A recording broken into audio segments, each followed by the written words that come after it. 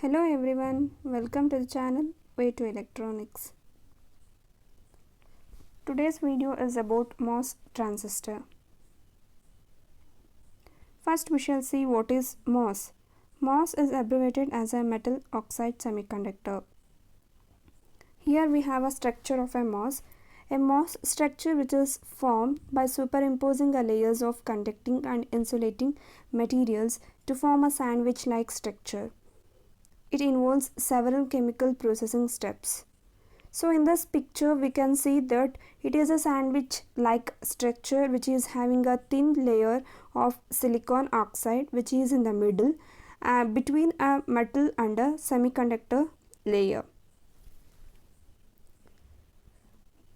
This MOS structure will have some properties, which are those means the metallic gate should be thick enough to be equipotential region under AC and DC biasing conditions.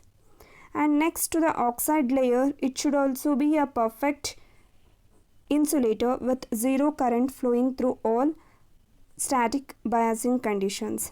And coming to the semiconductor should be uniformly doped with donors or acceptors, or as a p-type or n-type semiconductor. Here the Si layer is also thick enough. Next, coming to the contacts. Ohmic contacts should be established on the back side of the MOS device. Next we shall see the types of MOS transistor. Types of MOS transistors are NMOS transistor and PMOS transistor. First we shall learn about a NMOS transistor. Here we have a NMOS transistor structure and NMOS transistor symbol. This will be the NMOS transistor structure and this will be the NMOS transistor symbol. So transistor here also consisting of a stack of conducting gate and an insulating layer, that is silicon dioxide, and silicon wafer. The body is called as a substrate or a bulk. Here NMOS transistor is built with a p-type body and n-type semiconductors adjacent to the gate called as a source and the drain, and here the body is grounded. The operation of NMOS transistor will be like this. Here the body is grounded so that the PN junctions, here it will form a PN junction, that is N and a p-type, where N and p-type junctions are connected, it will form a PN junction, that is source and the drain to the body are reverse biased. If the gate is also grounded, no current will flow through this reverse biased junction. So the transistor is in the off condition. When gate voltage is raised to some value, it creates an electric field that starts free electrons to attract beneath this or underside of the Si-SiO2 interface. If the gate voltage is raised enough, the thin layer of hole is created under the gate and the transistor channel is inverted, and it acts as a n-type semiconductor. Hence, conducting path of electrons carriers is formed from source to drain and current will flow. Then the transistor goes to on condition. Next we shall see the PMOS. PMOS operation is reversed. Here the body is highly potential initially when the gate is at higher voltage. The source and drain junction are reverse biased and no current flows in the transistor. So we can say the transistor is in off condition. When the gate voltage here is lowered, the positive charges are attracted under this Si-SiO2 interface and conducting path or a channel of a positive carrier is formed and transistor goes to on condition. Next we shall see the MOS transistor theory. Here in the MOS transistor, The majority carrier device in which the current is in a conducting channel will be between source and the drain, which is controlled by the gate voltage. So the electrical behavior of this MOS transistor can be understood by only considering an isolated MOS transistor with gate and body, but not source and drain. The top layer of the structure is good conductor called a gate, which is a metal, but in the modern transistor the metal will be replaced with a polysilicon. The middle layer is very thin insulating film, that is SiO2, silicon dioxide, that is called as a gate oxide, and the bottom layer is doped as silicon body, your p-type body. Okay, this shows the MOS structure with a p-type body in which we have a majority carriers as holes. The body is grounded and a voltage is applied to the gate terminal. The gate oxide is a good insulator, so zero current flows from gate to the body. When negative voltage is applied to the gate, there is a negative charge on the gate here. The mobile positively charged holes are attracted to the region beneath the gate in this region. This is called as a accumulation mode, as we can see in this diagram. Next is a depletion region. When some low positive is applied to the gate, so which is less than VT, that is threshold voltage, and greater than 0, the holes in the body or start repelling from the region beneath of the gate, resulting in the depletion region forming below the gate. So this is a depletion region forming below the gate diagram. Next is a inversion mode or inversion layer, we can say.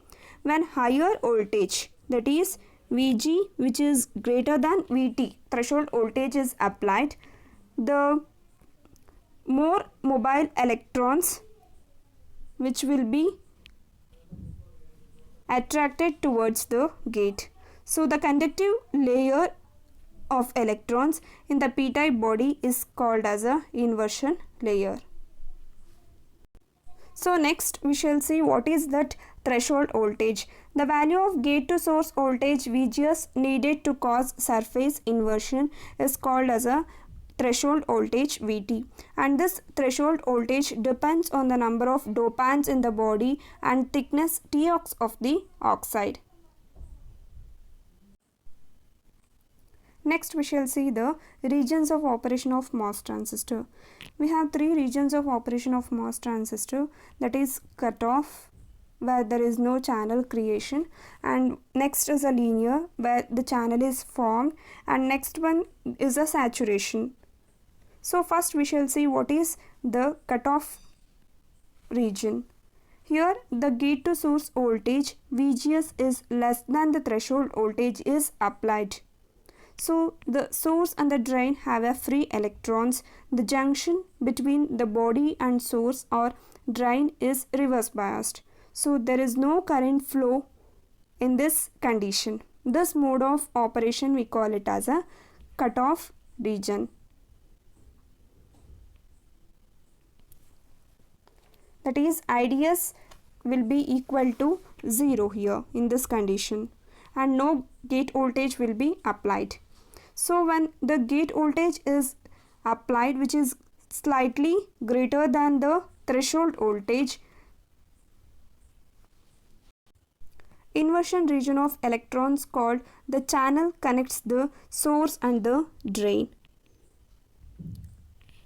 which creates a conductive path. The potential difference between source and the drain, which is given as VDS, which is equal to VGS minus VGD. When small potential voltage VDS is applied at the drain terminal, the current IDS starts flowing through the channel from drain to source. This mode of operation we call it as a linear or else resistive, or else the non-saturated or unsaturated.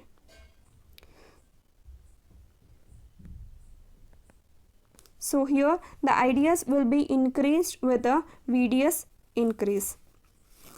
Next will be the saturation region.